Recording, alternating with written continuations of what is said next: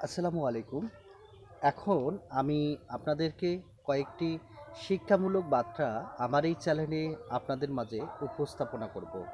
যদি ভিডিওটি ভালো লাগে তাহলে অবশ্যই আমার চ্যানেলটি সাবস্ক্রাইব করবেন এবং পাশে থাকবেন। এবং সর্বদাই আমি আমার এই চ্যানেলের মধ্যে শিক্ষামূলক বার্তাগুলো সর্বদাই দিয়ে থাকি। তো ইনশাআল্লাহ এখন আমি আপনাদের মাঝে এই শিক্ষামূলক বার্তাগুলো উপস্থাপনা করতেছি। প্রথম বার্তাটি দ্য ডেলি ক্যাম্পাস থেকে আমি উপস্থাপনা করতেছি। প্রাথমিকের সহকারী শিক্ষক নিয়োগের বিজ্ঞপ্তি কবে, যা জানালো ডিপিই। সরকারি প্রাথমিক বিদ্যালয়ে সহকারী শিক্ষক নিয়োগের জন্য নতুন বিধিমালা চূড়ান্ত হওয়ার পরেই নিয়োগ বিজ্ঞপ্তি প্রকাশের দিনক্ষণ নির্ধারণ করা হবে। সোমবার 18 এপ্রিল প্রাথমিক শিক্ষা অধিদপ্তরের ডিপিই একটি দায়িত্বশীল সূত্রে দ্য ডেলি ক্যাম্পাসকে এ তথ্য নিশ্চিত করেছেন। সংশ্লিষ্টরা আশা করছেন নতুন নিয়মে নিয়োগ প্রক্রিয়া আগের তুলনায় আরও স্বচ্ছ ও প্রতিযোগিতামূলক হবে। প্রাথমিক শিক্ষা অধিদপ্তর একাধিক কর্মকর্তা জানান, মন্ত্রণালয়ে আমাদের নির্দেশনা দেয়, আমরা সেটা বাস্তবায়ন করি। এখন পর্যন্ত এ ব্যাপারে কোনো নির্দেশনা দেওয়া হয়নি। তবে প্রাথমিক বিদ্যালয়ের শিক্ষক নিয়োগ নারী কোটা বাতিল করে নতুন একটি বিধিমালা তৈরির উদ্যোগ নেওয়া হয়েছে। এ লক্ষ্যে ইতিমধ্যে একটি খসড়া বিধিমালা প্রস্তুত করা হয়েছে।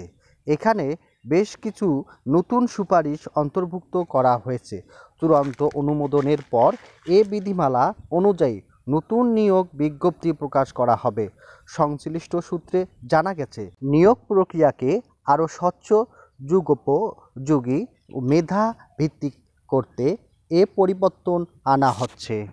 এদিকে সরকারি প্রাথমিক বিদ্যালয়ে সহকারী শিক্ষক নিয়োগ বিধিমালা 60% নারী কোটা এবং পোষ্য কোটা বাতিলের সিদ্ধান্ত নিয়েছে সরকার।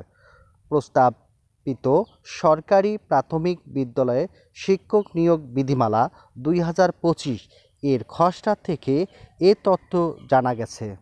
দীর্ঘদিন ধরে প্রচলিত নিয়ম অনুযায়ী প্রাথমিক শিক্ষক নিয়োগে মোট 60% নারী কোটা, 20% পোষ্য কোটা এবং 20% পুরুষ কোটা কার্যকর ছিল।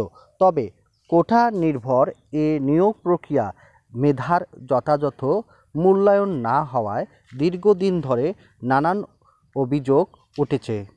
অভিযোগ রয়েছে, কোনো কোনো ক্ষেত্রে 65 নম্বর প্রাপ্তি নিয়োগ পেলেও 75 প্রাপ্ত নম্বর প্রাপ্তি বাদ পড়েছে। এ ধরনের বৈষম্য দূর করে নিয়োগ ব্যবস্থাকে মেধাকেন্দ্রিক করার লক্ষ্যে নতুন বিধিমালা তৈরি করেছে সরকার। প্রাথমিক ও গণশিক্ষা মন্ত্রণালয়ের একটি সূত্র জানিয়েছে, উচ্চ আদালতের নির্দেশনা অনুযায়ী কোটা সংখ্যা কমিয়ে 7% আনা হচ্ছে। বাকি 93% আসন খালি থাকবে মেধার ভিত্তিতে মুক্ত প্রতিযোগিতার জন্য। সংরক্ষিত 7% কোটার মধ্যে মুক্তিযুদ্ধ কোটার আওতায় মুক্তিযুদ্ধ সন্তান, ক্ষুদ্র নৃগোষ্ঠী এবং প্রতিবন্ধী ব্যক্তিদের জন্য সংরক্ষণ থাকবে। বিশেষজ্ঞরা মনে করেছেন, কোটা ব্যবস্থা সীমিত করা হলে নিয়োগ প্রক্রিয়া আরও স্বচ্ছ হবে এবং প্রকৃত মেধাবীরা সুযোগ পাবে, যা শিক্ষার মান উন্নয়নে ইতিবাচক ভূমিকা রাখবে। এ ব্যাপারে জানতে চাইলে প্রাথমিক শিক্ষা অধিদপ্তরের পলিসি অ্যান্ড অপারেশন বিভাগের পরিচালক মোহাম্মদ কামরুল হাসান বলেন, নতুন একটি বিধিমালা তৈরির উদ্যোগ নেওয়া হয়েছে। সম্ভবত বিধিমালা চূড়ান্ত হলে মন্ত্রণালয় এ ব্যাপারে চূড়ান্ত করবে। আমরা শুধু তাদের নির্দেশনায় বাস্তবায়ন করি। এবার আরেকটি বার্তা আমি আপনাদের মাঝে উপস্থাপনা করব। এজন্য ভিডিওটি আপনারা অবশ্যই শেষ পর্যন্ত দেখবেন। এবার আমি যে বার্তাটি আপনাদের মাঝে উপস্থাপনা করতেছি, সরকারি চাকরিজীবীর জন্য সুখবর, উচ্চতর গ্রেড পাবেন যারা। সরকারি চাকরিজীবীদের মধ্যে টাইম স্কেল ও সিলেকশন গ্রেড প্রাপ্তরাও উচ্চতর গ্রেড পাবেন বলে রায় দিয়েছেন আপিল বিভাগ। ফলে প্রায় 15 লাখ সরকারি স্বায়ত্তশাসিত প্রতিষ্ঠানের কর্মকর্তা কর্মচারীরা এ সুবিধা পাবেন। বুধবার 30 এপ্রিল ভারপ্রাপ্ত প্রধান বিচারপতি আশফাকুল ইসলামের নেতৃত্বাধীন আপিল বিভাগ এ রায় দেন। বিষয়টি নিশ্চিত করে রিটকারীদের আইনজীবী ব্যারিস্টার ইব্রাহিম খলিল। 2017 খ্রিস্টাব্দের 12 ফেব্রুয়ারি সরকারি চাকরিজীবীদের উচ্চতর গ্রেড পাওয়ার বিষয়ে অর্থাৎ মন্ত্রণালয়ের জারি করা পরিপত্রকে অবৈধ ঘোষণা করেছিলেন হাইকোর্ট। সংক্ষুব্ধ চাকরিজীবীদের এক রিট আবেদনের পরিপ্রেক্ষিতে এ রায় দেওয়া হয়েছিল। এর আগে 2016 খ্রিস্টাব্দের 21 সেপ্টেম্বর এ সংক্রান্ত পরিপত্র জারি করে অত্র মন্ত্রণালয়।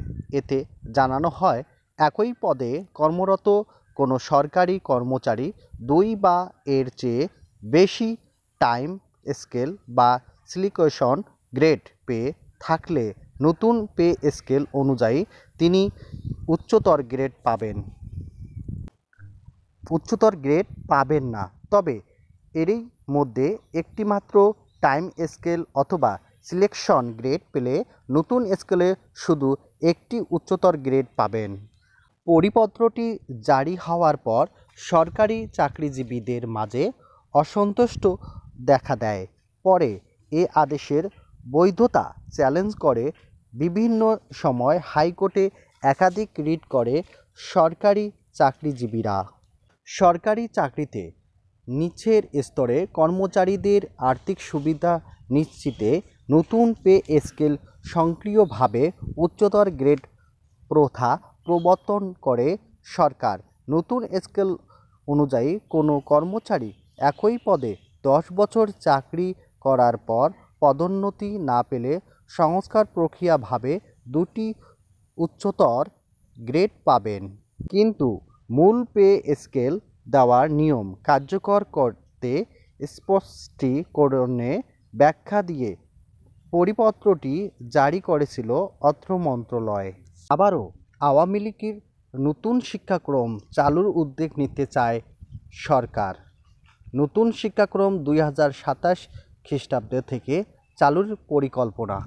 আপনাদের মতামত আপনারা অবশ্যই জানাবেন। আমার এই ভিডিওতে আপনার মতামত প্রেরণ করবেন যে নতুন শিক্ষাক্রম 2027 খ্রিস্টাব্দে থেকে চালু করার পরিকল্পনা করেছে সরকার।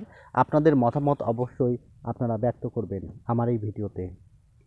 শিক্ষার্থীদের মানসম্মত শিক্ষাদানের লক্ষ্যে 2027 খ্রিস্টাব্দ থেকে নতুন শিক্ষাক্রম চালুর পরিকল্পনা করেছে সরকার।